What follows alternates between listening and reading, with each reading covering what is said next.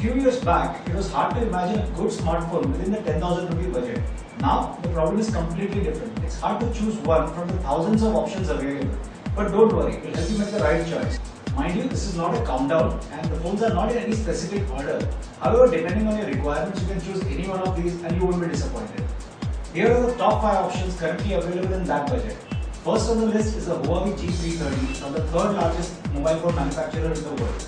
It has a 4-inch screen with a 480 by 800 resolution. It is powered by a dual-core 1 GHz processor with 512 MB of RAM and 4 GB of built-in storage.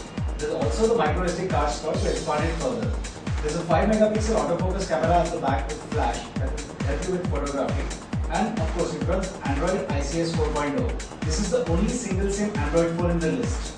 The Huawei G330 is available for just under 10,000 rupees. The next on the list is the Xolo A800. This is one of the better looking phones on the list and add to that a sturdy construction. It has a 4.5-inch IPS screen with a resolution of 960 by 540. The picture quality is quite good and so are the view angles. Again, it has a 1 GHz dual-core processor with 512 MB of RAM and 4 GB of internal storage. There is a microSD card slot that allows you to expand the memory further. In fact, Xolo bundles an 8 GB card along with this phone. The graphics are taken care of by the SGX 531 chip and there is an 8 megapixel camera at the back with a BSI sensor. The camera quality is quite good in this phone and the BSI sensor allows you to take better low-light images. The Xolo A800 runs Android Ice Cream Sandwich 4.0 and is priced at around 9,500 rupees.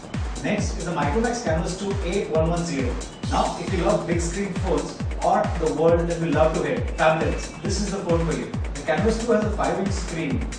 And unlike its elder brother, the Canvas HD, it has a very humble resolution of 854 by 480 pixels. This phone too is powered by a 1 GHz dual-core processor with a 512 MB of RAM and an 8 megapixel autofocus camera at the back. The Canvas 2 runs Android Ice Cream Sandwich 4.0 out of the box. However, a Jelly Bean upgrade for this phone is also available. On the pricing front, you can buy it under 10,000 rupees these days. At number 4, we have the Carbon Titanium S1. This is the only quad-core offering under 10,000 in this list. Apart from the powerful processor, you also have 4 GB of internal storage that can be expanded further using a microSD card slot. There is also a 5 megapixel camera at the back and you have a 4.5-inch QHD display with a resolution of 960 by 540 pixels. The price of the Titanium S1 has just slipped under 10,000 rupees lately.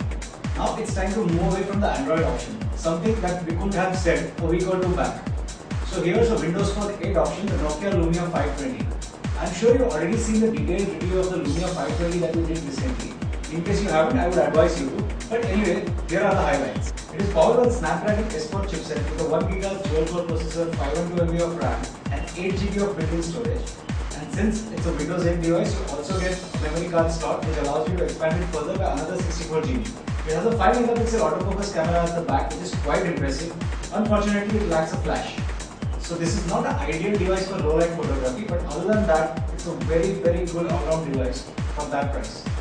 As for the application support for the Windows Phone 8 platform, it's not as extensive as Android, but it's getting better by the week. We already have around 130,000 apps on this platform. All said and done, this phone is available for around 9,500 rupees and it's well worth every rupee you invest in it. That's it for the sub 10k phones. If you have a higher budget though, and more importantly if you're interested in the quad-core offering, we've done a guide on the best quad-core phones under 15,000 rupees. Do check it out. For more details, log on to techtree.com.